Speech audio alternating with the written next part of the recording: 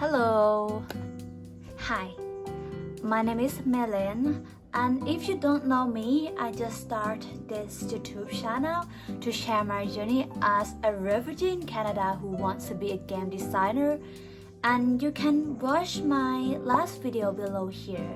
And as you know, it's a bit different. We are in the different backgrounds, and I'm here speaking in front of the cameras. And I'm not sure about the voice quality will be good or not, but I'm gonna try my best. Let me tell you about my backgrounds. Like many other game developers, I was really addicted to games when I was young. I played so much that when I was 14, my school sent a message saying that I was too addicted to games, and when my mom asked me about it, I asked her back to pay for a Unity course instead. And after that, I made a small games, and that's when I realized making games is pretty cool. So, what's happened next? How did this all connect to making games? Well, when I started high school, I applied for a camp. It was a program run by senior students to introduce the field to high schoolers. I joined a lot of camps about making games, which gave me a really good excuse to skip school. And as I said before, it's not good to follow. I'm here to share my experience. Then after that, I discovered game jams. It's the events that bring together passionate game developers like me. Finally, I didn't feel like the odd one out at school anymore. My first game was at an IT Camp 15, where I made a horror game, and after that, I went to more camps about game development, IoT, and programming. I also joined my first game jam at the Global Game Jam in 2019. It was an amazing experience. I didn't sleep for 48 hours. The games I made with my friends at the jam was totally broken and unplayable, but on the top of that, we got into a fight and had to spend weeks making up. But in the end, I found myself even more passionate about game design. I have been to many game jams since then, and that helped me gain a lot of experience in making games. By the time I start university, I even volunteered to organize esports tournaments to learn more. Even though COVID-19 hit during that time, it actually became a period where I could learn whatever I want, and I didn't waste a second. Maybe because I give it my all, I end up getting some great rewards. I had a lot of fun convincing my friends in university to join game jams with me. It was really memorable, and with the experience I kept building, I got an opportunity from my professor to help with a senior project. So, where am I now? I have contributed to more than 10 game projects from my 6 years of experience in game development in age 22 and have experience in esports management. I also organize a camp for junior university students about game development, which has helped me gain more insight and experience in creating games. Plus, I receive a lot of feedback on my games while attending game jams. That's why when people ask me how to start their game development journey, I always say, just join a game jam. Game jams are the fastest way to learn different skills needed to create games quickly within a limited times. But before we go deeper, I want to say that I enjoy having pressure to push myself to learn. That's the thing. Making games in 48 hours for the first time is intense. Most of the time, your first attempt will fail, and your first game might not be great. You might even feel embarrassed during your first game jam. But that's why I encourage you to join a game jam if you want to start your game development journey, because failing is the fastest way to grow. Some people tell me they don't like game jams because they are afraid of disappointing themselves when they fail or make bad games. But I want to disagree with that. Feeling disappointed is okay.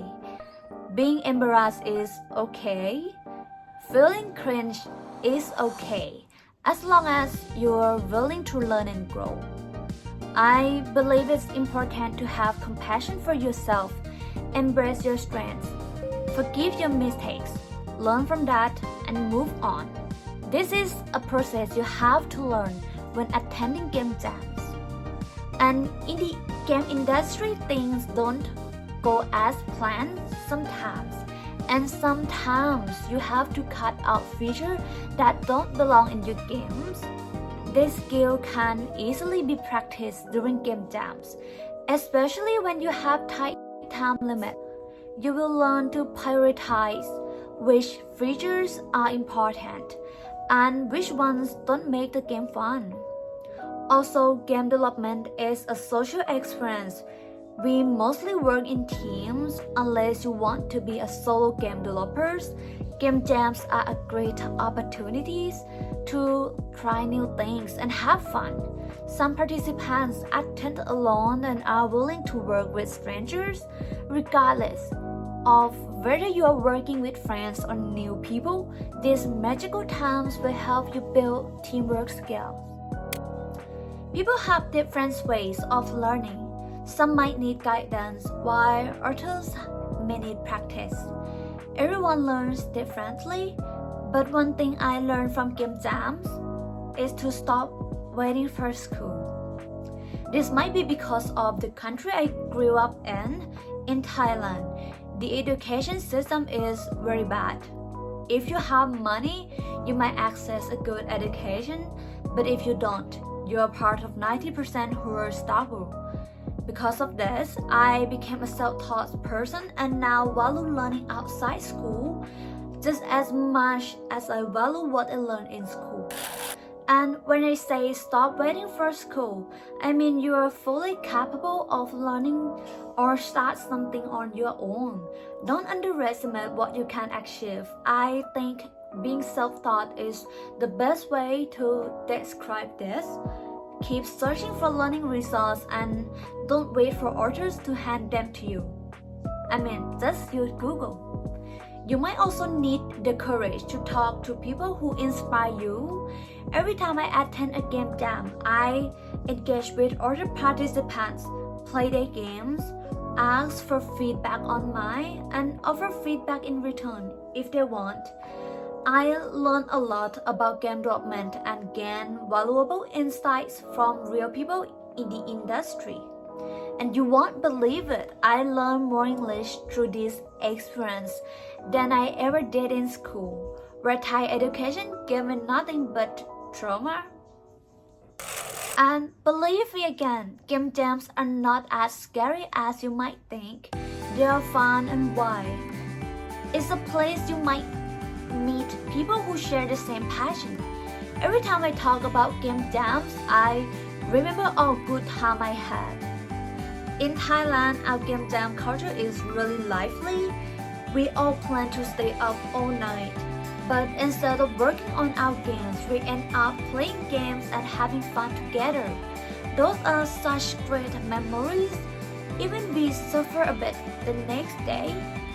The most important thing is that every time you try something new and are eager to learn, you step out of your comfort zone. You might start as a shy person, but you learn to speak with others, to ask for feedback. You might sacrifice your weekend for an exciting game jam with strangers. You will make mistakes, but that's how you learn and grow. I believe that the journey is all about learning. We all need to acknowledge the present and keep learning every day. So don't stop improving yourself. Don't stop improving your passion. And put everything you have into the games you create. And this is just the beginning of my development journey. I know that you might disagree with some of my opinions, but in the end, these are just my thoughts and experiences that I want to share with the world. I believe we all have our own paths in this journey because we are all different people.